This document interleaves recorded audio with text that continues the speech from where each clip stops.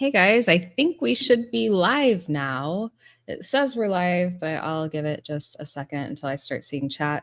Anyway, I am here with Viktor Gorchev, who was one of the first people I met on Twitter. Like I think you were like one of the first people I followed on Twitter, and I don't even know why. I think I just liked your avatar. Yeah, I mean, that's fine. I'll take it. It was like years ago. Yeah. But you have a new game coming out, I know, and we'll get to that. But first, next week, guys, I will be here again with Jason Vey from Troll Lord Games, and we're going to be talking about Castles and Crusades, and hopefully he's going to convert me to a Castles and Crusades player. I don't know if that's actually going to happen. We'll see. I actually have played that before, but I don't know. We'll see how that goes. I'm really excited to talk to him. But anyway, for now, I have Viktor Gorchev here. Oh, you want this t-shirt? Just a passerby says he wants this t-shirt. You should know that you can get your own. Oh, wait, no, you can't, because it was pulled down by a copyright claim from Wizards of the Coast. But if you would like to go to the Etsy shop where you can get these, that is at DF Press. That's Death Finger Press on Etsy. It is run by Todd Pickens. And he was nice enough to send me one of these. And I really love this shirt. It's like one of my favorites. Not sure anyway, how they can copyright claim that, but weird. Yeah, I'm not sure why they copyright claimed it either. I think it was because of the ampersand, but the ampersand. Yeah, that might be it. Yeah, because it's very close. Yeah, it's Yeah, I don't really know why they would do that. It's a different font, he said, and there was like a controversy about it. But Wizards will be Wizards. Yeah. Anyway, oh, he's here in chat even, but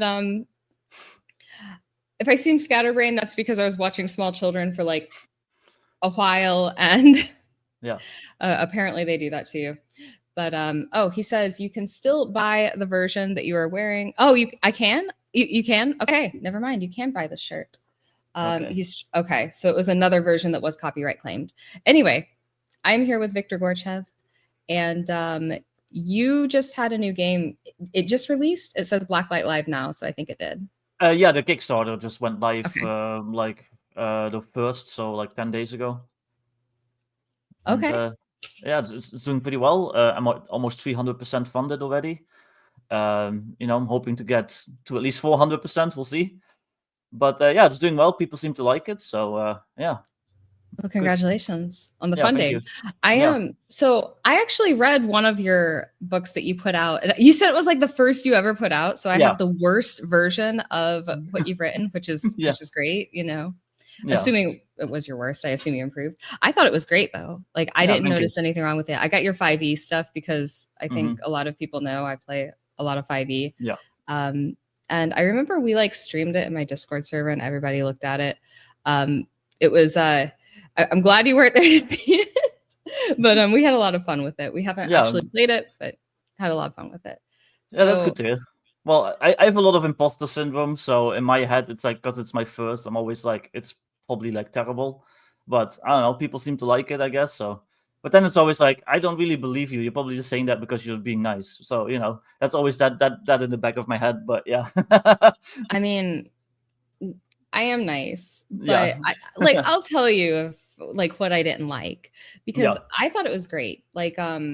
So I've always kind of wanted to run in a modern setting, but I've always stuck to medieval settings. And the reason for this is because while in medieval settings you have magic, the rules for magic are fairly soft generally, and you can kind of hand wave things with this is just magic in the world, right? Yeah. But in something like when you have to deal with technology, that adds a whole new level of what's the word? It adds a whole new level of just stuff that the DM has to be familiar with. And I've never run in a technologically advanced setting, and I'm actually kind of afraid to. Yeah, no, I get that. You do need to maybe know like how a gun works in general, and how cars work and like all that stuff. You have to like at least like be able to like simulate like a hacking attempt, even if it's like some schlocky like movie type hacking. But you need to at least have like a little bit of like knowledge in that regard to run a modern setting, I guess. But But yeah, I'm used to that stuff, so that comes very natural to me. Yeah, because I have no idea, like in a game, how to adjudicate hacking, how to adjudicate like any of this stuff, and it's always kind of put me off of running like a more modern setting, because like Magic is so much easier to work with because nobody knows how it works. So if I get something wrong and I'm like, oh, it's Magic, whatever. Yeah. But it's actually quite difficult to run like in a cyberpunk or a modern setting. Not that those are the same thing. Yeah. I don't know. I've played in like a Shadowdark game, or not Shadowdark, Shadowrun game. Yeah. I can't say those right. I always get them mixed up. Yeah. But yeah. Oh no. Driving a Dragon says, greetings, little redheaded girl with no experience. That's me. You know, I just started RPGs yesterday and now I'm interviewing Viktor Gorchev. You know, I haven't been that long. I haven't been doing tabletop games that long either. Well, technically I started in the early 2000s, but there's like big breaks, you know, in between. And I only really started in like 2019, I think. So yeah, I started like when I was an adult. I was like 18, I think 18 or 19 when I started. I'm in my 30s now, so you can do the math. I've always liked tabletop games though. But I do have a question for you though. So why did you pick Shadowdark for this one? Because I know you've done OSR, you've done 5e, you've done a couple different systems. So why Shadowdark next? Why not roll that in with OSR? What makes this different? So basically, you know, because people seem to like my my previous attempts, and I kind of like carved out that niche for myself. Like I'm like the modern guy, like when it comes to RPGs, apparently. Like all these people, when Shadowdark first came out and it was getting some popularity, they basically asked me like, "Hey Vic, you should do something like that for Shadowdark." Like I had like numerous requests basically from people that liked Shadowdark and they like my stuff and they wanted them combined. So I gave it some thought and I was like, well, how would I do that? And then I know that the Shadowdark, like its big thing is like the torch mechanic, you know, the real-time torch stuff. So I was like, well, how would I translate that to a modern like setting? And then I came up with the whole idea, which Blacklight is kind of based on. It's basically if you're like in the supernatural like area, you know, that's dealing with the supernatural energy or whatever. Your batteries drain faster and like all that stuff. So if you're using a flashlight, well, you might only have like an hour of flashlight power. If you're using night vision goggles, you might only have an hour of night vision goggles. So that was kind of my solution to like the modern torch mechanic, basically. And that kind of got my brain going as far as like setting went and stuff. So that's basically how it came to be. And then, yeah, I just came up with the whole Blacklight setting just based on that, basically. Okay, so instead of torches, you'd use batteries Yeah. for flashlights. That makes sense. That seems like it would be a fairly one-to-one conversion. Yeah, Were there any mechanical differences? No, not really. It's just like you have to buy batteries and they last an hour. And if you plug them in your night vision or in your flashlight or whatever, like basically like any device that the referee deems like needs to be tracked. Because, you know, there's a lot of electronic devices. Not everything has to be tracked. Like, you know, there's some like if you're using like a radio earpiece, you might not want to have to track that for an hour because you're already tracking like 5 different other things. But you know, flashlights, night vision goggles, like you know, whatever the referee feels fit, you have to track that. And then once you run out of power, you have to plug a new battery in. So you have to carry batteries. So if you run out of batteries, well, you might be screwed. And they take like an inventory slot, the same as the torch. Yeah, basically, okay. Okay. And what other mechanical challenges were there in making a modern setting for Shadowdark? Were there other like mechanics that were basically set in Shadowdark's implied setting, which I know there's not really much of, but were there others that you had to translate like that? There's one I had to remove actually. So the carousing mechanic, which is actually a big part of Shadowdark, but I decided to remove that for Blacklight because it just I didn't feel like it really made sense in the setting, because you're basically, you know, a professional team of like, you know, these cool like commando, like special forces types going on all these missions. So I didn't really picture them like, you know, going to the brothel at the end of a mission and then getting drunk and getting into trouble. You know, they're supposed to be like secretive professionals. So I actually, and so to make up for that, I took, which is a very simple training mechanic in Shadowdark, like a kind of like a downtime training mechanic. I basically expanded on that instead. So I have like all these rules for like training and like, oh, you want to get a bonus to history checks? Well, you're taking like this history class for like 4 weeks. and now you have a +1 to history checks if you don't wash out.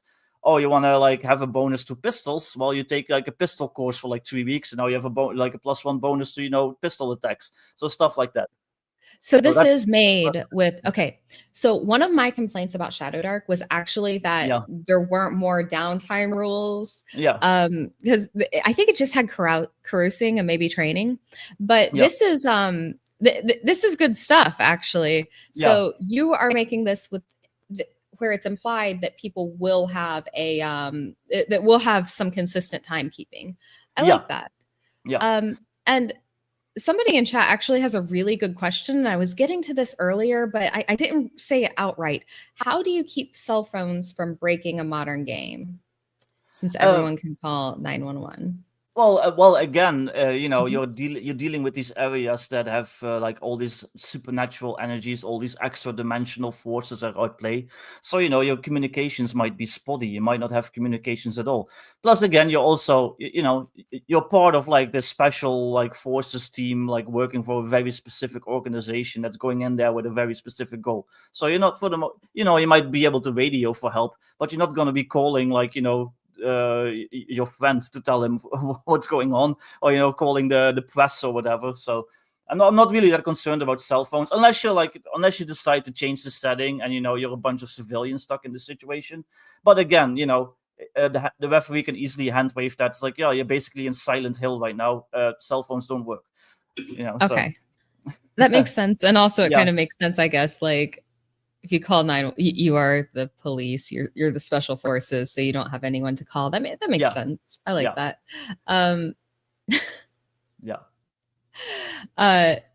Wow. Okay. Sorry. Somebody says something really funny here and I've lost it. Oh, here it is. B3K says Vic took out carousing because he didn't want to shine a black light inside the shucked oyster. Well, Todd Pickens also said, "Oh man, have you ever spent any time on special forces? Carousing is their middle name." Yeah, that's true, but carousing in Shadowdark is very specific. Like, it actually gives you XP and it gives you like all these weird story hooks. And it's like, I just couldn't really picture like, okay, how does this unit that like does very specific mission, how do they pick up a random story hook from the brothel or the nightclub that they're going to? That doesn't really fit like the general. Just that doesn't really fit the setting. So I just kind of took it out. You can still use it, like the corrosive mechanic from Shadowdark, like is still there. If you want to use it, you're free to. But I just kind of like in my head, it's like I'm taking it out sorta, and I'm just replacing that with that expanded training mechanic. I think that makes more sense. Yeah. To be honest, because in modern day you don't really get a lot of quest hooks at a brothel. Yeah.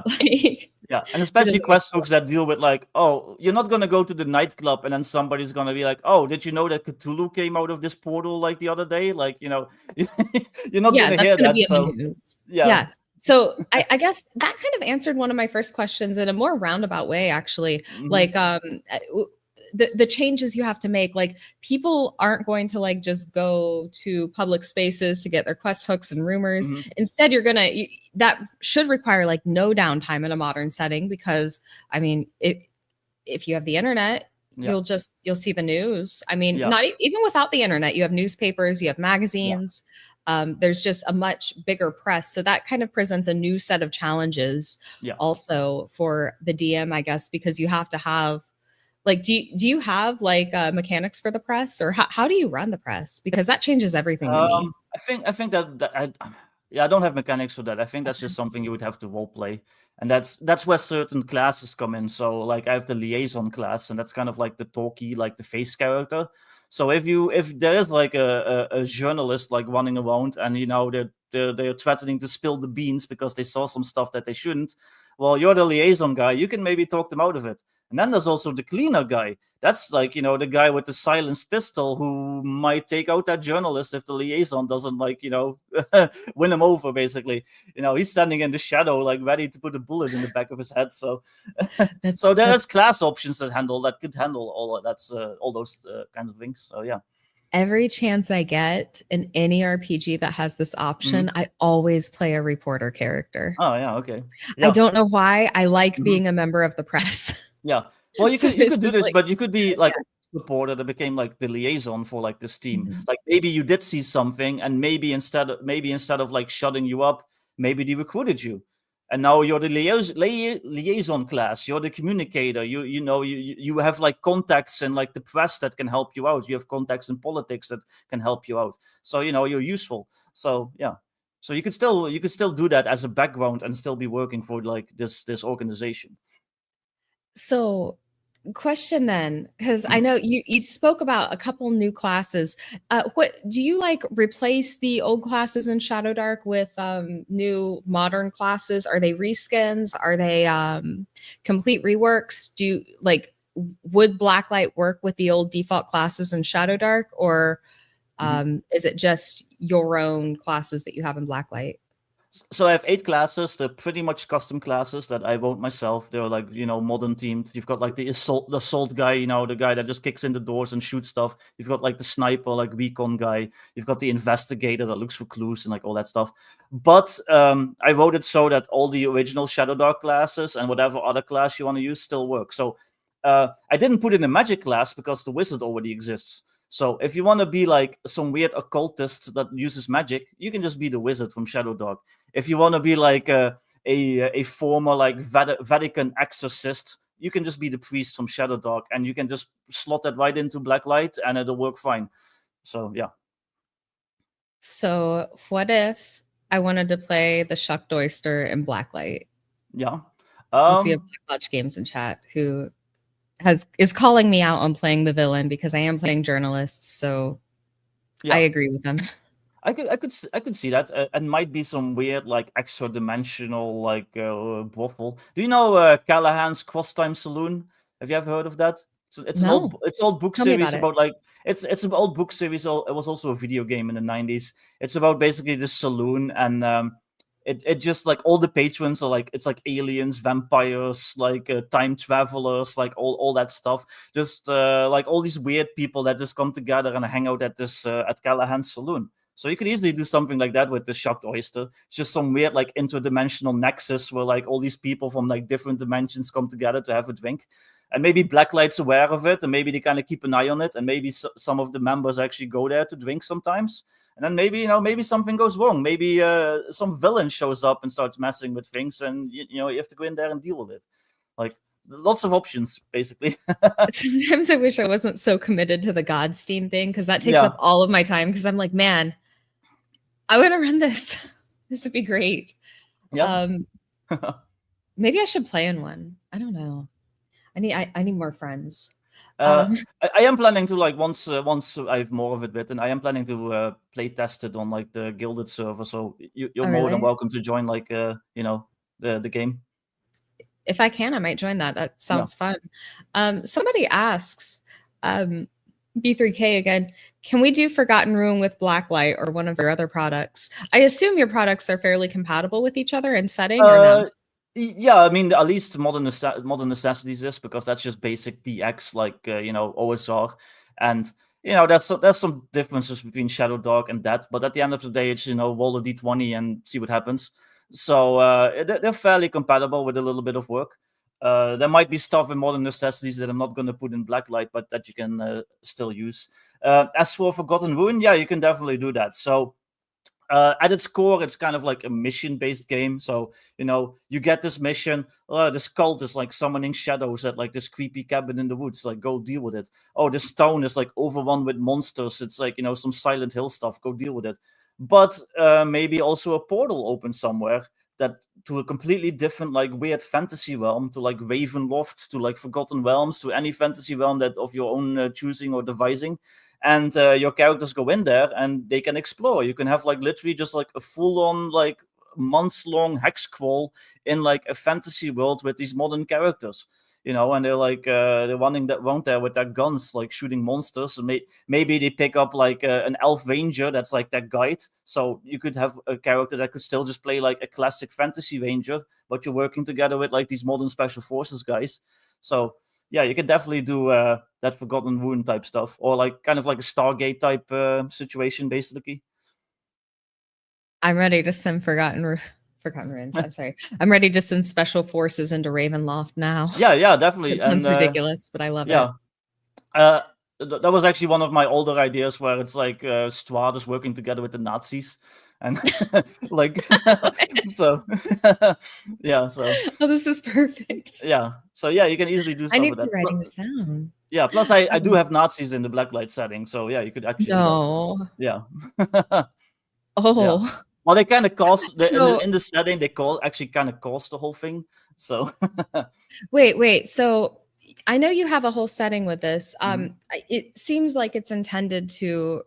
Do you have like an adventure, or is it more a setting that people write their own adventures in, or how do you do it? And tell me a little bit about the setting, because I don't know that much about Blacklight. I know most of your modern stuff.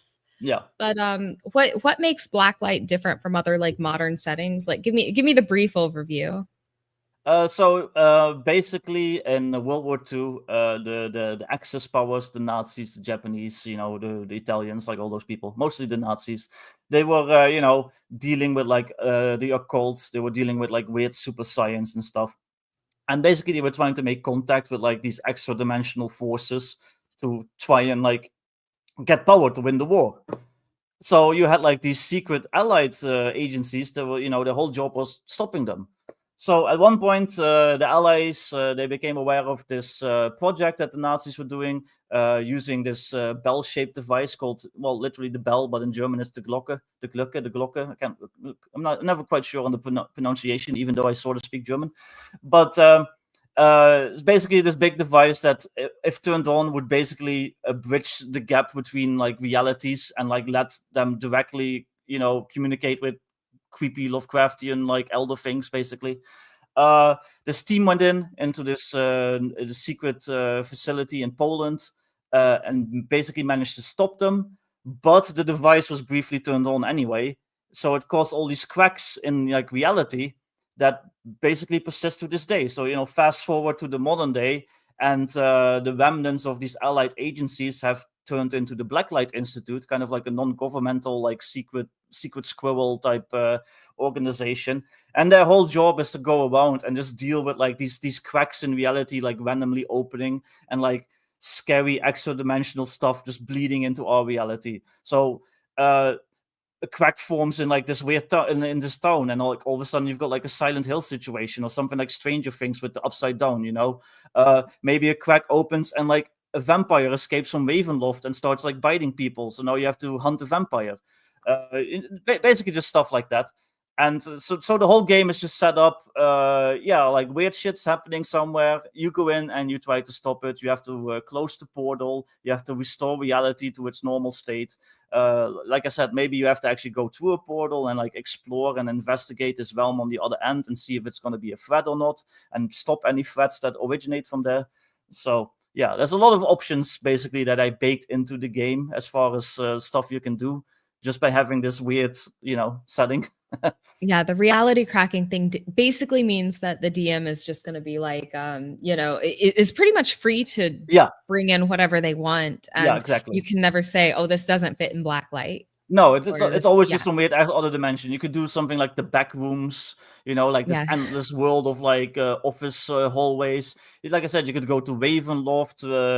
I have actually like a list of like all these examples of like weird realms that they've dealt with, just to give like people an idea of like the different stuff they can do. So I have like a realm of like endless like rusty factories with like weird like barbed wire elementals and stuff like that. There's like all sorts of stuff. So basically, like whatever cool monster you want to shoot, whatever weird realm you want to like explore or go into, you basically can with this setting. It's very flexible. Okay. So this actually kind of reminds me of a setting from like a fairly old game. Have you ever played the game Mother 3? Like for I it was a Game Boy Advance game. It's so old. It's a video game. that's with the kid with the baseball bat, right? That they also put in. It's the third one. Okay, yeah. They had like Nazis that were creating like chimeric beings. It was never released in the US because it was like totally inappropriate. Yeah. I'm sorry, I'm going off on a tangent, but No, it's fine. it kind of reminds me of that setting a little bit. I'm Yeah. I want to play that now. I'm sorry. I'm all over the place. But I like the idea. I like the idea that the DM can kind of bring in whatever they want and it fits. So, but you have a specific time and place in mind, kind of still. It's still grounded within something. Yeah, so the core assumption, the way I've written it, it's like it's modern day, it's like now, it's like 2025 or whatever. But it's also sort of vague enough. You could really set it in whatever time you want. So if you want to do like a mission, if you want to set it during like, the 60s and you're like in Vietnam doing this stuff, you can do that. You might have to do some tweaks, like maybe the radio item takes up more item slots because radios were a lot heavier in the 60s than they are now, like the stuff like that. So you might have to do a little tweak here and there. But you could technically set it in any era in like the 20th, 21st century, and it would still work pretty well. So, but the core assumption, the way I've written it, it's like, yeah, it's now. And you've given me kind of a list of all the classes you've made for it, and I'm like, I'm already kind of thinking of like, what would I even play in this setting? Which is totally not what this is not the line of questioning. Vic, help me make my character on stream.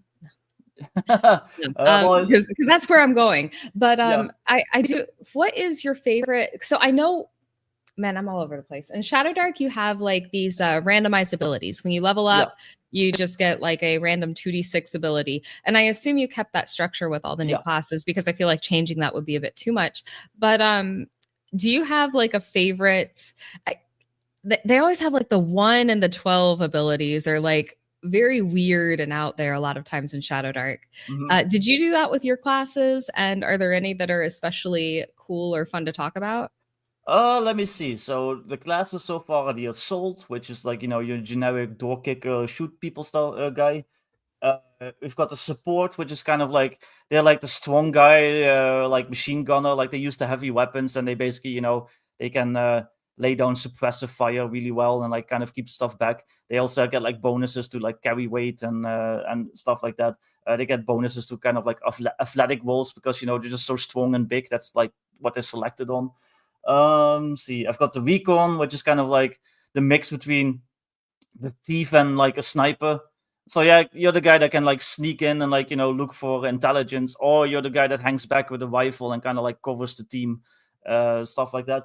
I've got the Specialist, which well, they're the jack of all trades. So the way I have them set up is they can be anything from the medic to kind of like the engineer, the explosive experts, the hacker, whatever. So you kind of pick a specialty when you make the class, and you get advantage if you do that. So if you pick the medic specialty, you get advantage on like medical rolls, like stuff like that.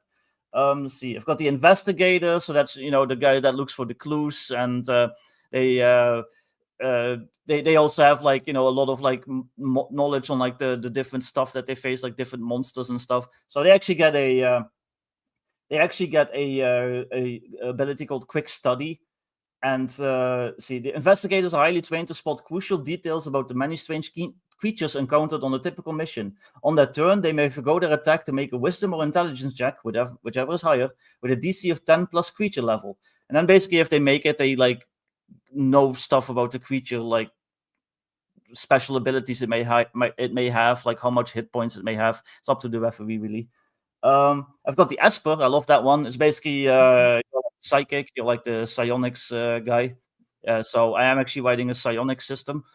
So to kind of like to go together with magic. So you can astral project. You can like levitate. You can read minds. You can do all sorts of stuff. Okay, I want to play that class. Yeah, that's my class. It's fun class. So basically, you're like a survivor that got exposed to these weird extra-dimensional energies, and you developed psychic powers. And then the Institute was like, "Well, we're recruiting you. We can use this." Yeah.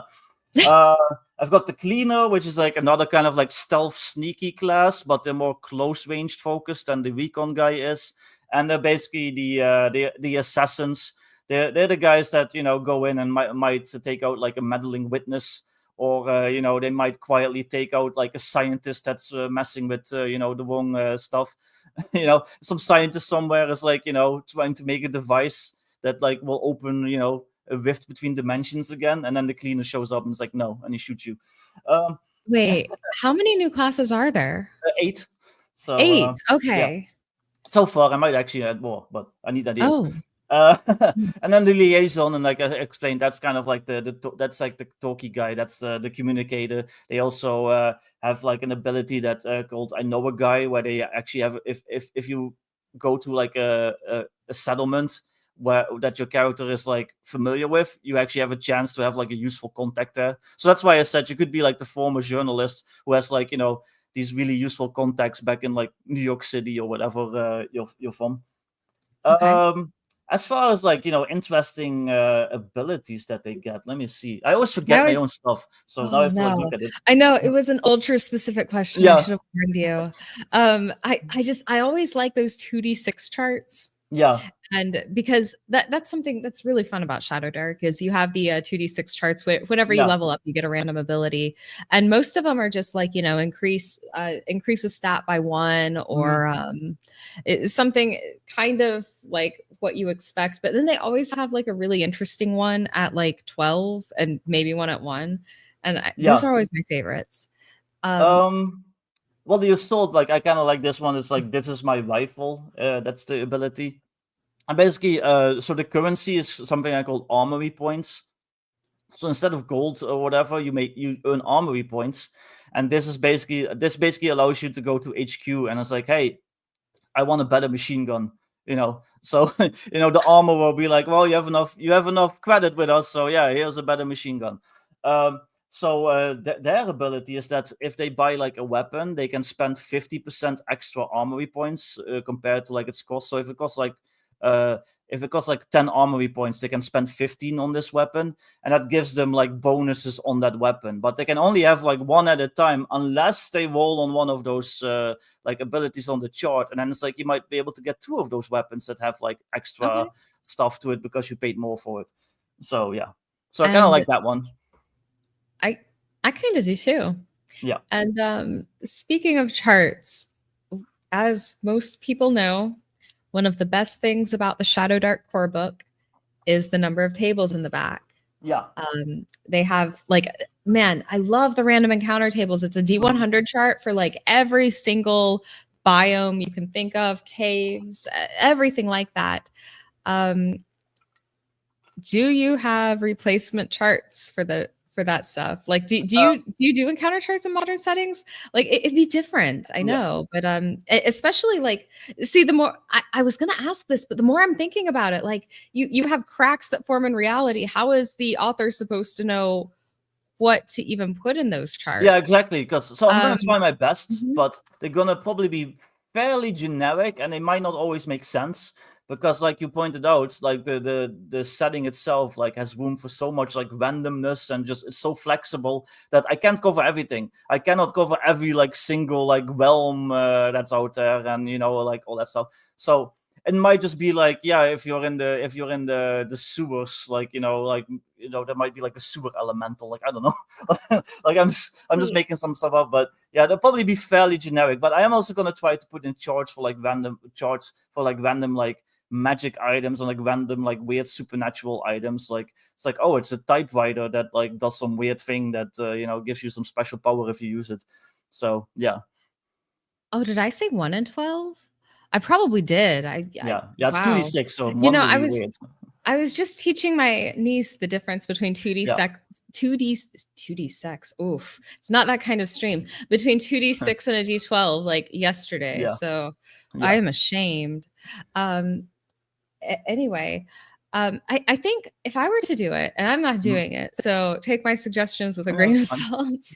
But if you don't mind a Hmm. suggestion, I would almost do the encounters based on the type of rift that's Hmm. closest, Yeah, instead of like sewers versus streets, more yeah, yeah, like if there's a crack to the outer realms, or to yeah. I don't know, the Ravenloft or something like that. I mean, I know you have to deal with. I Hmm. don't know how the copyright Yeah, rules work for that, but I would almost do like the type of realm that's yeah. closest. Yeah, I could do that because, like I mentioned earlier, I do have a list of like suggested realms, kind of like it's basically just to get people started. If they suck at making up something themselves, it's like, oh, you can. So one realm I call the Dead Zone, and that's basically Ravenloft. It's basically like a realm of like gothic buildings and vampires and undead and stuff like that. So yeah, I could do that. It's like there's a chart for the Dead Zone. There's a chart for Office Space, which is basically my version of the back rooms. Back There's a rooms, yeah. chart for like this and this. So I could easily do that. It'd be a little bit of work and it'd be very like tedious. But if I didn't like tedium, I wouldn't have gotten into this. I've always wanted to play something like an RPG that had to do with the backrooms, because I've always found that like the backrooms was such an interesting creepypasta, but then it got turned into the video games, which were fine, not good, but I always wanted to do like an RPG with that sort of inspiration. It's kind of my favorite type of horror. And you that can do kind that of seems. With this, so yeah. Was this intended to be like a horror setting, or was this intended to be more like action or adventure? Okay. It's kind of like survival horror almost. So like another big influence is like, say, like Resident Evil and stuff like that. Silent Hill, which I've mentioned like a bunch of times. So I like that idea of just like humans with with guns and just some skill, just having to stand up against like all these like weird monsters and magic and stuff like that. So I've always thought that that Outer Realms horror and like Lovecraftian horror was the best kind of horror. But for me, as soon as you bring a gun into it or a way to kill whatever the extra dimensional horror is, it ceases to be scary. Like knowing how to deal with something, it kind of, and I'm not trying to, obviously I'm not saying anything about your game here, but I've always found that if you can shoot it with a gun, then it kind of ceases to inspire any sort of terror. Well, not every gun is as effective against everything, though. And what if you shoot a vampire and all you have is like a little pistol and you don't have any silver bullets or whatever? Like, that vampire is gonna like rip your arm off and like beat you with it. So it's still pretty scary. Like, watch movies like Dog Soldiers. Have you ever seen Dog Soldiers with like it's like British soldiers? They have to deal with werewolves and they get stuck in this cabin with like a whole pack of werewolves surrounding them. It's pretty awesome.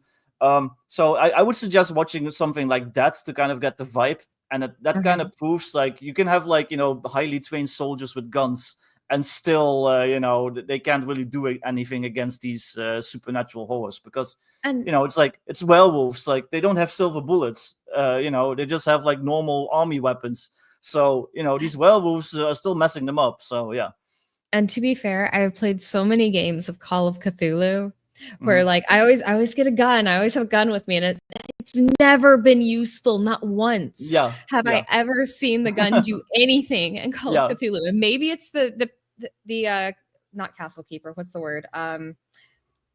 They have their own word for GM, and I can't remember what it is. But the Keeper, I think.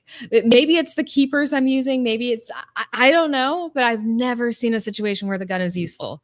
So I don't know. I've just kept grabbing it as like it's my safety tool. Yeah, that makes sense. Call of Cthulhu is kind of like that. I kind of like the more pulpy stuff. So that's me. Like I love the whole like dudes with guns versus monsters stuff myself. I love the book series Monster Hunter International, which is literally just about that. It's about bounty hunters that like take on like these contracts to hunt various monsters, and they get paid by the government in secret. So I love that kind of stuff myself. So yeah. So and that book series also proves that not everything can be shot as easily. Michael Dale has a question. He says, does ammo become a very important commodity? And how rare is it? And how do you handle ammo weight or heavier rounds or more slots? Because I know Shadowdark uses, for those who don't know, an inventory slot system rather than a weight-based encumbrance. How do you deal with ammos and inventory slot? Ammos? Ammo and inventory slots. So different ammo types have different weights. Ammo is fairly generic, so I'm probably gonna do something like light, medium, and like heavy caliber or something like that, instead of like having like all these different calibers for every gun. Because I'm probably also gonna make the guns kind of generic, so you can kind of skin them however you want, which is what I did with Modern Necessities as well. So instead of like bean counting your ammo, so it's not like, oh, you have a 30 round magazine. I use like usage die. So basically, after a combat encounter, or if the combat encounter is taking especially long, the referee might call for a roll like in the middle of the encounter. You roll like a d6, and then every gun has like a certain chance to require a reload. And if you've been firing in full auto and stuff like that, the chance actually goes up. So if you use like an assault rifle and you've been like blasting that stuff at full auto, you might have like a 4 in 6 chance to require a reload when that dice roll is called for. So if it requires a reload, well, you remove one number of the ammo in your inventory. So you do have to keep your track of your ammo in that way. And then what I do as far as like resupplying goes, like, well, maybe you run across like an abandoned police station, you can find some stuff. But what if you're like in the middle of Ravenloft and there's like, there's no modern ammo factories there?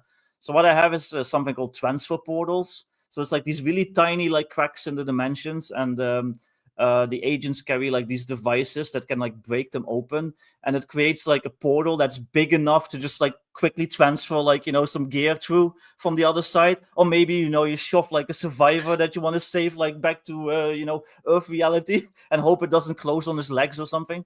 So so basically, you're like, you're in Ravenloft, we're running out of ammo. Well, we detected a transfer portal nearby, let's go over there. Okay, let's open it with this device, and like a duffel bag gets shoved through with like extra ammo in it, and now you're resupplied. Now you can go, now you can kill more werewolves and vampires for a little bit longer. So that's the way I handle it, basically.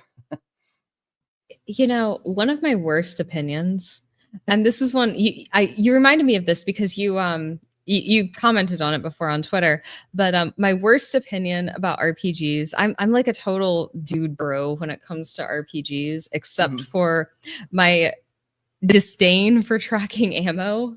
And I know it's my worst opinion. I hate doing it. And the reason is like, whenever I try to, I say, yeah, guys, you have to track your ammo. Like everybody should be tracking ammo. I have people who like, they forget to do it. Yeah. And so they just won't mark off their ammo.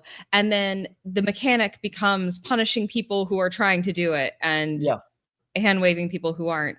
And I remember you commented and said, well, I use ammo dice in Blacklight. You should use ammo dice. And I've kind of come around on that. And I think you kind of convinced me that that is probably the superior way to do it.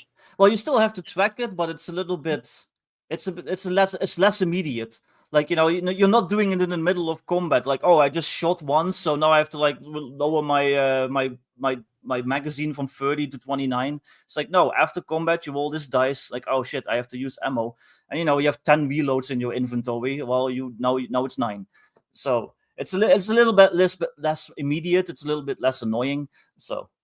Yeah, and I'll admit, like, even when I've been a player tracking ammo in games, like I'll forget to mark it off every shot, and like after the combat, I'm like, did I shoot 3 times or 2 times? Yeah, exactly. I'm the same way. Yeah. So my 5e book did have like that bean counting, and then for modern necessities, I was like, nah, I'm gonna use ammo dice. I think that's a better option. I'm coming around to ammo dice. I really am. But I've always just hated the mechanic because I do feel like I'm punishing players who are meticulous about it and like rewarding players who are ignoring it. So, but I liked it. Your suggestion changed me on that, I think. And I know other games have used ammo dice before. I know Viktor Gorchev did not invent ammo dice, but Viktor Gorchev explained ammo dice to me in a way where it changed my mind. Well, certain games like old school essentials like BX, also combat rounds are like a minute long technically, and they're kind of a bit more abstract. Yeah, your character's actually doing like all sorts of stuff. You're not just like shooting your gun once technically. You might be shooting it like 20 times, and then like one bullet actually manages to hit. So that's also a reason why I did that, because that just kind of makes like the whole very precise bean counting just kind of weird, because it doesn't really match that 1 minute combat round that's actually happening. So Patty has a really good question here. Did you add a sanity mechanic to Blacklight? Yeah, I'm pondering on. I'm probably going to do like a stress mechanic, which is also an optional rule in Modern Necessities, and I'm probably going to adapt that. It's like you make a stress roll that when the referee tells you to. Like, maybe you just watch your best friend get ripped apart by a vampire in front of you. Okay, roll a stress check. And if you fail, like maybe it causes like some mental issues or like a temporary like disability or something. So I'm also pondering putting in actual injuries, because you have access to modern medical technology. It's a lot easier to get revived in some cases when you hit 0 HP.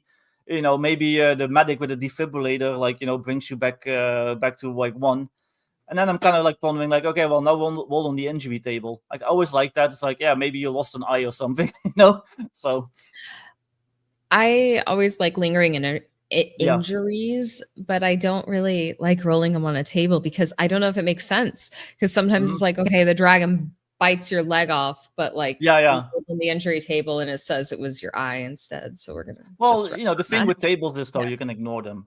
Like if the dragon specifically bit his leg off, don't roll. Just say he bit his leg off, and then just use the disability that having one leg gives you.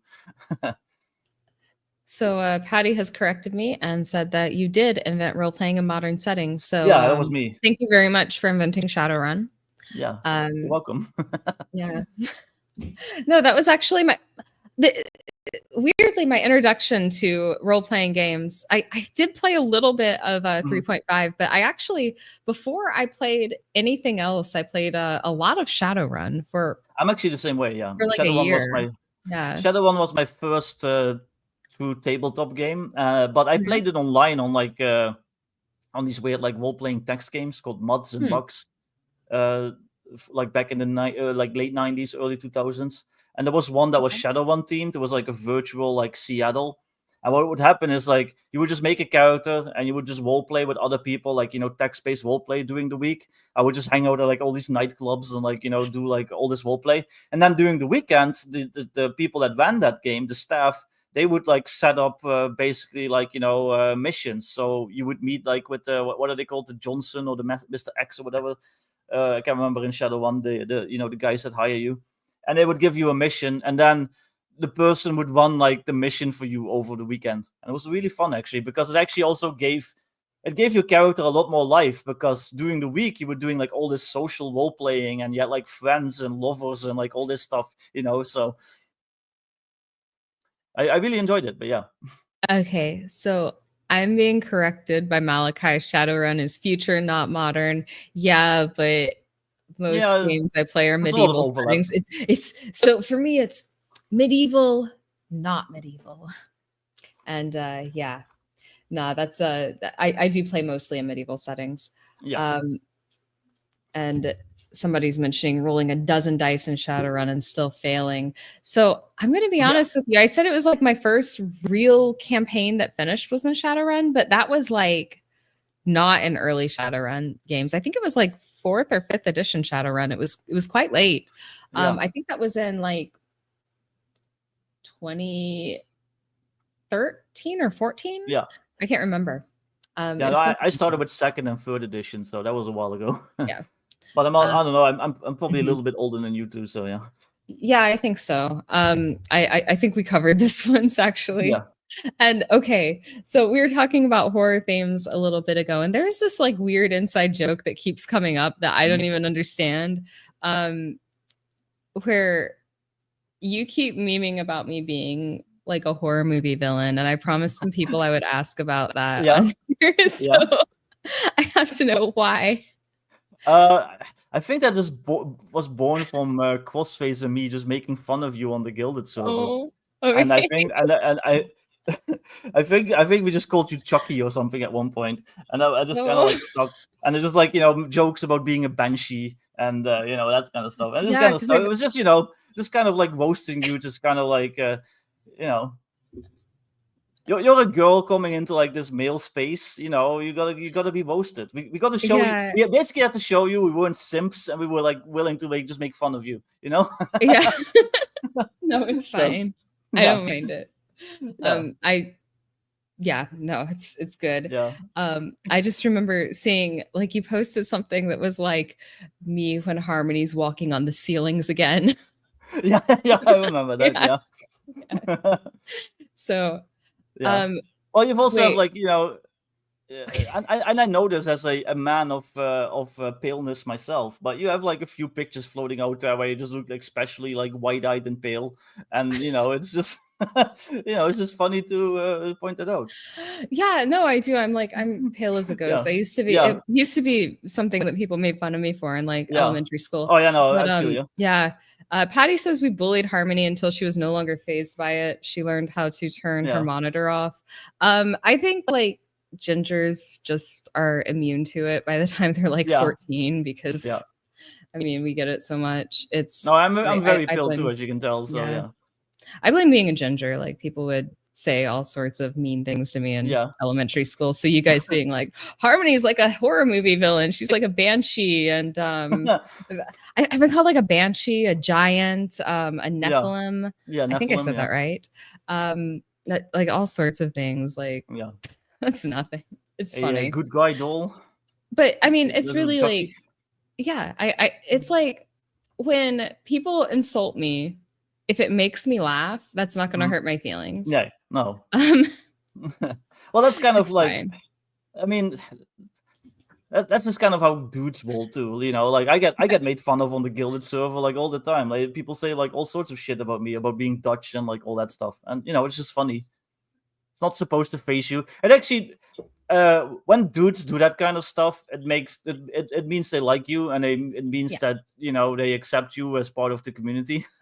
Yeah. Like if I make fun of you, if I don't make fun of you, if I'm very like serious and polite with you, I probably don't like you.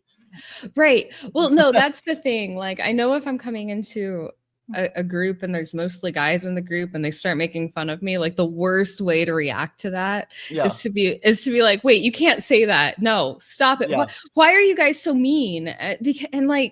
Because then nobody's going to, they're gonna be like, okay, yeah, she needs to go. She's gonna try and change things. No. Yeah. So I mean, it is what it is. It's not a big deal. People knew what, Just a Passerby says, people knew what a Nephilim was. This is how I learned what a Nephilim was when people started calling me one. Oh, yeah. Yeah, no, that's true. So I think somebody asked what anime, no, it was the same guy. He said what anime used it. But yeah, I don't know. I don't watch anime. You know, and it sounds like I have inspired a ginger soul stealing mechanic to Driving and Dragons game. That's nice. I think that came from South Park, right? Or no? Was that like a thing before South Park? I'm not sure. But probably. I don't know. I've always thought it was funny. Yeah. I like having my own in jokes for that, I guess. I had to ask you about it because I don't know, it was something that kept coming up. Yeah. No, it's fine. As far as I know, I don't have that much in common with a horror movie villain. Yeah. I would this is like not a great admission, but I'm gonna say it anyway. I'm gonna get myself in trouble. I would share what I called you back, but I think it's probably not especially nice. So. I can't even remember, so you might have to remind me in private what you called me. Okay. I do remember laughing at it though, but I don't remember exactly what it was. Yeah, it was very funny, I think. I don't remember it either entirely.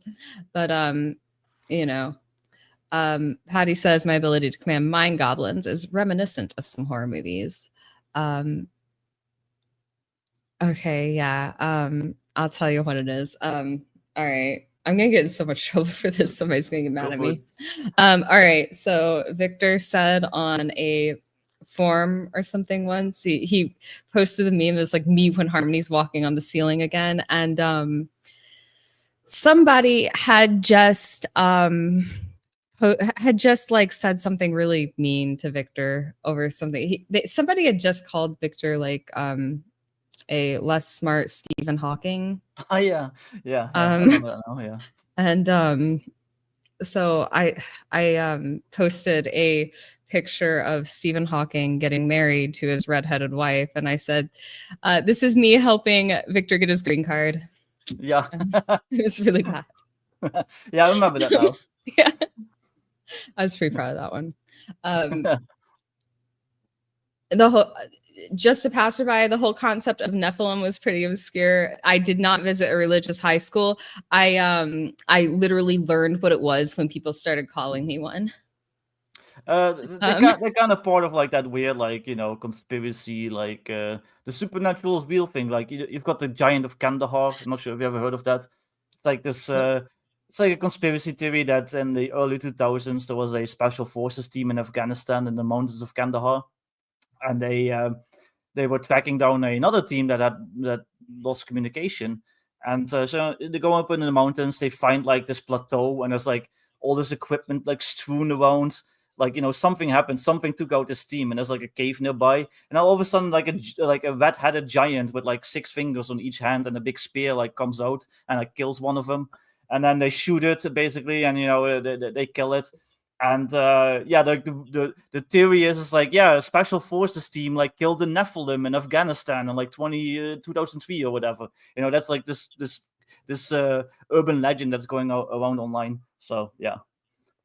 And apparently, like, I'm hearing they're in the Bible and in all sorts of paranormal texts, and I might have read about them before. I just didn't remember.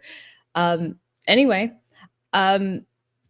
question before we sign off here: is there anything I didn't ask you or that you wanted to talk about? I kind of got into silly stuff near the end, but that's fine. I don't. There's like so much stuff to ask about it. It's a whole new setting, and I'm actually kind of excited to read it now. Mm-hmm. I came into this not knowing a whole lot about Blacklight. Like, I'd read some of your earlier stuff, but I didn't know much about Blacklight. Was there anything that I didn't ask that you wanted to talk about? Let me think. Well, you did kind of imply in the tweet, like you weren't sure how to like the implied setting, like how do you consolidate like that implied like medieval setting from Shadowdark with like the modern and stuff like that. So I'm just gonna say, like, well, the Blacklight setting is supposed to kind of like supersede like the core Shadowdark setting. As far as like the core gameplay loop, though, it pretty much will stay the same. Like I've run both medieval fantasy and like modern fantasy like tons of times, and in my experience, it doesn't really matter if I have a sword or a bow or I have like a machine gun. Like the dungeon crawls kind of like stay the same. Actually, in my experience, like people that I run to like the modern stuff, they actually get more tactical and actually start thinking more of what they're doing, because they actually start thinking about cover and stuff more, which I think is always interesting. So yeah, like the setting has changed, but the core gameplay loop is what I'm trying to get at is pretty much just Shadowdark. Like you can dungeon crawl, you can hex crawl, and instead of a sword, you just have an AK-47 or something. So yeah. Oh man, we got to keep going now, because you inspired something now in me. I'm like reinvigorated here because I get to talk about my nephew. Because I was playing kind of Shadowdark with my nephew, and he was like, I wish we could use guns. So I think I know what we're going to be doing next. Yeah, definitely. But yeah, because that's okay. People are roasting me in chat. They're like, "Oh, done already? We just got here." But like, here's the thing, guys. Yeah, okay. Point taken. As soon as I run out of stuff to talk about, I'm like, all right, gone. But I'm kind of looking at the chat here for might be working on a really cool setting for Blacklight that's more horror, less pulp, but has some stuff for hex crawls as well. Yeah. You don't have like hex crawl mechanics in this, do you? Because I know Shadowdark actually had some hex crawls. Yeah, you just use the normal Shadowdark ones. Okay. They still work fine. Like I said, it doesn't really matter if you're a modern character or a medieval character. Getting lost in the wilderness is the same experience. But Paddy did remind me though, so he did write an adventure for Blacklight, and I do want to let people know, if you want to write content for Blacklight, if you want to write adventures, if you want to like add classes, if you want to like sell that stuff, you're more than free to, because I've had this question before, so I'm just gonna get that out there. Yeah, you're more than welcome to. I benefit from Kelsey's very generous license. I benefit from stuff like the Old School Essentials license. I benefit from the OGL. So I would be a jerk to. I think we might have lost audio on Victor. I don't know if you can still hear me, but Victor, you just lost audio. No. Comment in chat. Let me know if you guys can hear us, because I can no longer hear Victor, and I don't know if it is me. Was this something on my end? Hello. Oh, you can hear both? Why did I lose audio? Weird. Okay, I have technical difficulties. What happened? Victor, say something. Hello. Oh no. Okay, I can hear nothing. I have no idea what happened to the audio of my computer. I think my audio drivers might have just crashed. This is not good. Okay. I'm going to try something. Victor, please say something. Hello? Hello? Hello? Oh my gosh, what happened here? What did I do? Guys, this is my floor. I changed my camera. This is embarrassing. Can we not do this? Oh, my webcam broke. Oh, that's my ceiling, not my floor. Oh, this is like really bad, guys. How unprofessional. Never coming on this stream again. No.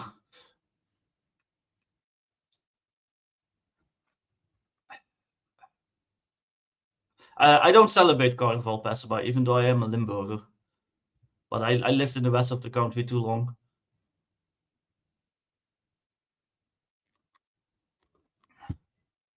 Harmony is clipped into the back rooms, yes. The Victor show, yeah. I must restart, everything broke. Nice.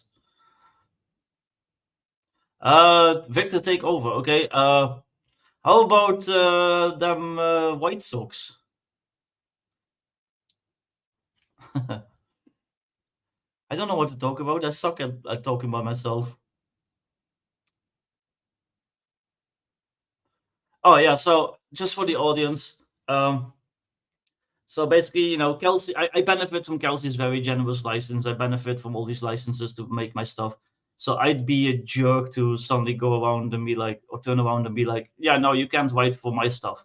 So anyone that wants to write for Blacklight, anyone that wants to write for Modern Necessities, anything that I might do in the future, you're more than welcome to, you know, to make your own stuff for it. If it's like really offensive, like I might not promote it, but that's about it. Victor, who's your favorite creator out there other than yourself? Right now, I have to be honest, and that I'm very biased, but right now it's probably Kelsey, but that's because she really helped me out a lot. Like she really personally did a lot of stuff for me very recently. I actually got into a little bit of drama and trouble involving Blacklight, and she was there to like really help me out. She had my back. So yeah, Kelsey's awesome.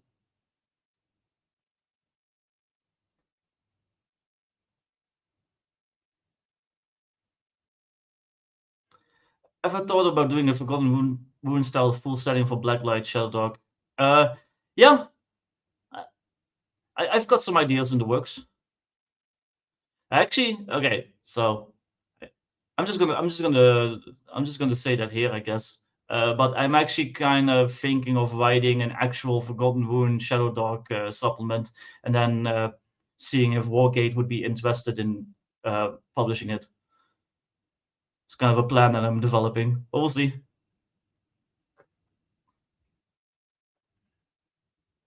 What was your introduction to the hobby? So like I said earlier, like those Shadowrun mucks and mods, like those text games, that was pretty much my first introduction. And then I used to like just read a lot of like, even when I wasn't playing, but I used to just read a lot of like GURP stuff, Shadowrun, D20 Modern, like all that stuff. Sup, Harmony? Can you hear me? Hi. So everything broke and I had to reset. I am very, very sorry. That's fine. I was like, yeah, no, my microphone's fine. Like, I've had issues. I didn't mean to interrupt you. No, it's fine. People are just asking me questions in the chat. Yeah, I see my chat suddenly got way more excited. Yeah. Finally, she's gone. We can talk to Victor now. Right? That's all they wanted. I appreciate you not just leaving. I remember I've seen that happen before. I will never forget when my friend T-shirted Historian went on Ryan Howard's show, and then he had a storm and got cut out, and it was just yeah. I remember him carrying the whole thing. Yeah. I was like, this is my Ryan Howard moment. Anyway, I have no idea what was going on. Kelsey is based. Yeah, they asked me who my favorite creator was, and I mentioned like right now it's Kelsey, but that's just because she really helped me out a lot recently with some drama that I was dealing with surrounding Blacklight actually. So I'll actually say I don't usually like run streams promoting certain products because I don't know. I've always thought it was kind of lame. No offense or anything, Victor. No, it's fine. But the reason I didn't really mind doing that for like with you and with Black Lodge Games is because I also really like Kelsey and I really like Shadowdark. And something I've noticed about Kelsey is I've never heard her speak badly about any other creator. She's always been like a really positive force in the space. Like I have some of her 5e stuff. I bought Shadowdark from her. Like I've never really, she's never given like any reason, I think, to dislike her. And yet I've seen like a good amount of hate directed her way. And I've always thought it was like, it sounds like people are jealous. I don't know. Yeah. It's lots of crabs in the bucket in the hobby, Sally. But no, Kelsey is very positive. She's very nice. She's very helpful. I'm not sure if I should say this, but I do know of somebody that she doesn't like, and I also don't like that person, and we kind of bonded over that. But that's just private discussions. That's nothing to do with her public persona. But no, she's very nice. And like I said, she really helped me out like recently. Like there was some stuff that happened that was pretty bothersome, and yeah. And I've always seen Kelsey as like a positive force in the space, and I wish there were more like her, but it really does seem like a lot of creators, they'll put out decent stuff, but then they'll talk smack about other creators, and it's like I don't like no that one wants to get involved in drama just by buying a product, right?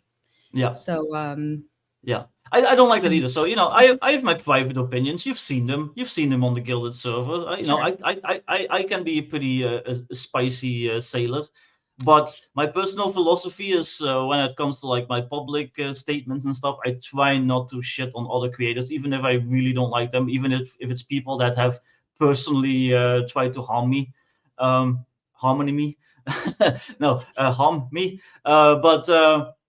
I try not to do that, and I don't like that either. Like I was actually kind of annoyed at like somebody like Sandy Peterson, like who's like this. He's pretty famous in the hobby. He's the creator of Call of Cthulhu, and then he's like tweeting like shitting on like old school D&D and stuff like that, or saying stuff about Gygax, who's not around to defend himself. And I just think that's rude. Like don't do that, especially if you're that high level. You're kind of like an ambassador to the hobby. So.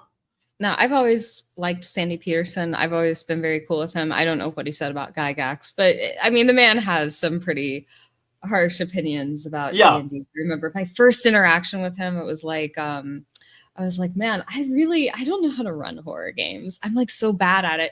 And he's like, yeah, I disagree. I'm like, wait, what do you mean? No, I have nothing against them either. It's just like I'm just saying, like in general, like I don't really like that whole just shitting on other games thing. Like I try to keep my opinions about other games to myself, or private service. Yeah, I've never been shy about sharing my opinions on certain games, and that's gotten me in hot water a couple times. Yeah, but you're also not but I'm not. You're also not a creator. Like Yeah. I mean, that's really what I do is I just talk about games. I don't really, I'm not like trying to talk down competitors. I'm just trying to talk about games I like. If I wasn't writing stuff, I would be talking shit all the time probably. And I would probably be a lot spicier on places like X than I am now. But I don't know. I just kind of want to be professional and, I just want to. I also want to be approachable. Like I don't like when creators are just assholes. Like it always sucks meeting your heroes, and it always sucks when there's a game you really like, and then you talk to the person who made it, and he's just a dickbag. Like so, I try not to be like that. I'm human, so sometimes I'm not saying that I'm like perfect and it always works, but I try. So. I have my own stories about that I might tell one time on YouTube. I'm not really sure if I'm going to share my stories about this in depth ever, but I've definitely had the experience of loving a game, meeting the creator, getting invited to work on an expansion for it or the next iteration of it, and sharing a couple ideas and some fairly harsh criticisms because I wanted the game to be as good as possible, and then getting completely banned from several servers over it. And it was a long thing. This was several years ago before I became an internet person. Yeah, it's rough, man. Which is why I do like to promote games that are by creators who don't engage in this stuff. Kelsey is very nice. Like, she even defended the one person that like went after her like really early on, and then people in the comments were calling that person, you know, some pretty bad things, and she basically like told him like, hey, don't do that. So. And Malachi adds that Trollord Games and Kevin from Palladium is how you say it. I said Palladium for a while because I'd never heard it said out loud. But Palladium are people that don't speak ill of other creators, even WotC. That's one reason why I'm actually really excited next week to talk to Jason Vey from Trollord Games. That was supposed to happen last week, but I had some... So I've been keeping kids on the weekends for a couple weeks, and sometimes I don't get rid of them when I think I'm going to, and I love those kids with all my heart, but still sometimes I end up keeping them too long, and I was unable to last week. There's a Before the Internet Harms. Yes, I have been involved in games for a pretty long time, but I've only really been involved in talking about it on Twitter and YouTube for like a year or 2 years on Twitter, I guess. I've been very into games and shared a lot of stuff with creators and have been in some circles. I don't want to say too much, but I've been involved in that stuff for at least a decade. So yeah, I don't know. Anyway, people are stoked for the Trollords game interview. I'm really excited too. So I played, I'm sorry, I'm going to go off on a Trollords game rant. I played, not Trollords games, but Castles and Crusades rant. Because I played a really fun campaign of Castles and Crusades, but my schedule changed and I had to drop it after like maybe 4 or 5 months. It was DM'd by a guy I met on Twitter, like Kilgrim Deathstomper or something. But I had a lot of fun in that game. Yeah, he was good. I like Castles and Crusades, and I like Jason Vey's what's his game? It's kind of like pulpy modern one. I can't remember the name now because I don't remember. I know he has a few of them. Yeah. He did like one that's kind of like the kind of stuff I like. You know, the supernatural exists and you're like, you know, dealing with it. But that's the one that he does officially for Trollord. Amazing Adventures. I think that's it. Yeah. And Vey does some good stuff as far as RPGs goes. Michael also asks, how did the two of you get into the whole online sphere? Was it a Twitter accident that we all found each other? I had been involved, like my personal story is I've been involved in games for like a really long time, and I've mostly been posting anonymously about them on Reddit. But I just like maybe like 3 years ago decided I really wanted to talk about them with like an internet persona attached. And I just started doing that a couple years ago. And a lot of people were like, this girl must be brand new to games. And they still do. They still think I'm like brand new to games. So I don't know. Maybe, but I've gotten some traction. So I think it's fun. And I met Viktor. I think I met Viktor through the Basic Expert, right? Yeah, probably. Yeah. I don't know. Maybe. Well, yeah, we've been following each other on like X for a while. And then I think you joined his Guilded server. Yeah, I did. I remember that. Hashtag thank you, Jeffro. I will say, I did kind of get involved with the Bro SR through these guys, mostly on the Guilded server. I think No, maybe. I don't really know what it was, but I liked the game philosophy. There was a certain game philosophy that you guys had in the Gilded server that the Bro SR was kind of tangential to, that drew me in with you guys. And it was mostly, you know, read the rule books and follow a rigid rule set and learn how rules function before you change them. And I always liked that philosophy. I was never much of a do whatever you want and make up the rules as you go along person, because I don't really think that that makes a long lasting and good game. And so I definitely was drawn more towards the people who championed rigid rule sets, which is kind of what drew me to these guys, I think. And when it came to Jeffro, like I will say he was quite inspirational while he was around. Unfortunately, I believe he has retired from RPGs and is now a full-time swing dancing writer. Yeah, I got told that. Yeah, Dondenboos told me this. Oh yeah. But definitely, I definitely owe a lot of my gaming philosophy to him. I think he inspired me quite a lot. Anyway, I don't know what all you guys talked about while I was gone, but is there anything else that you wanted to kind of broach on? Because we're past an hour. My normal streams go anywhere from like an hour to an hour and a half. So yeah. I can't really think of anything. Maybe I should just drop the link or something in the chat in case somebody hasn't backed it yet, but they're interested. Oh, so yeah, I should put that in the description. I just put your X and Twitter, X and YouTube, which was the same name I found out, which is great that you were able to get that. But I guess I don't know. Actually, you might have to post it, because I think if the host doesn't post the link, they just get deleted. Oh, really? I put it in the private chat.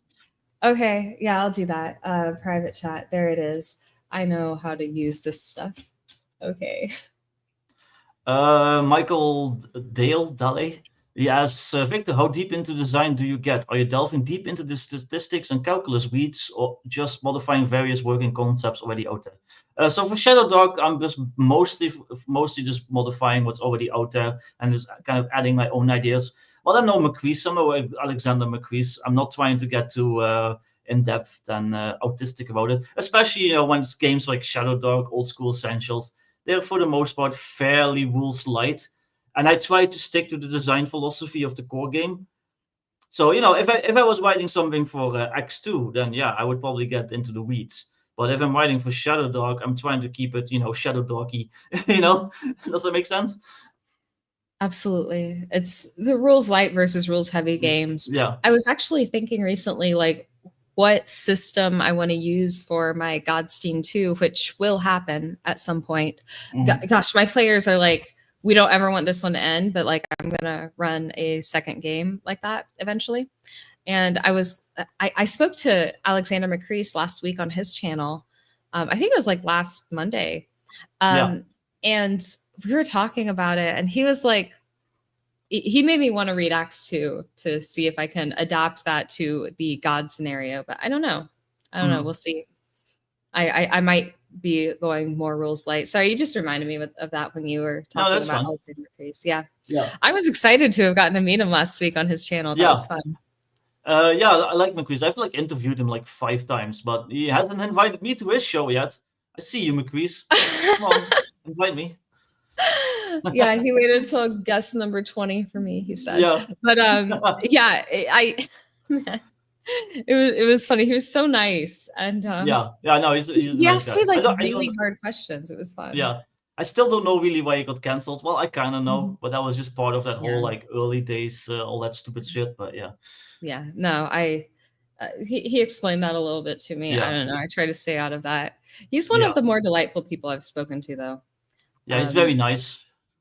And this has been a lot of fun. I know, this one was a little bit weird, because normally when I'm getting on camera with somebody for an interview like this, and it's somebody I've just met, but I've talked to you several times. We've been on streams together. We've spoken in private chats. So it's kind of, this is a little bit different, because it's I'm interviewing a friend. So yeah, exactly. And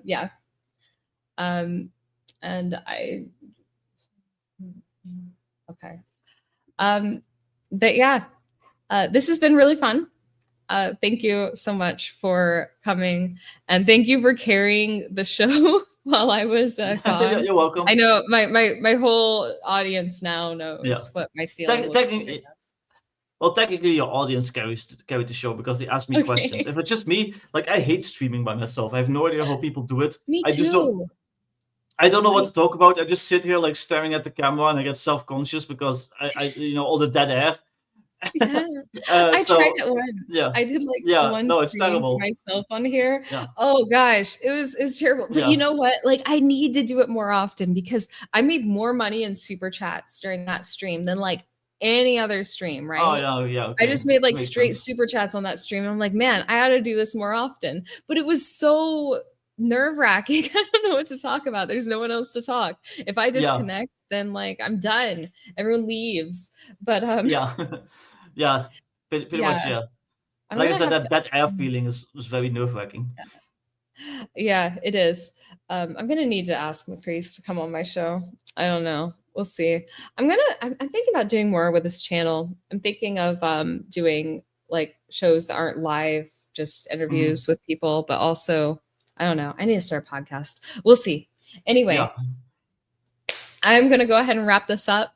Thank you guys so much for coming. We appreciate it. This is a great stream. And thank you, Victor. Again, you guys can kickstart Blacklight. I think I posted the link in the chat. I'm going to post it again just in case. And please support Blacklight on Kickstarter. If you haven't played Shadowdark, you absolutely should. It's a wonderful game.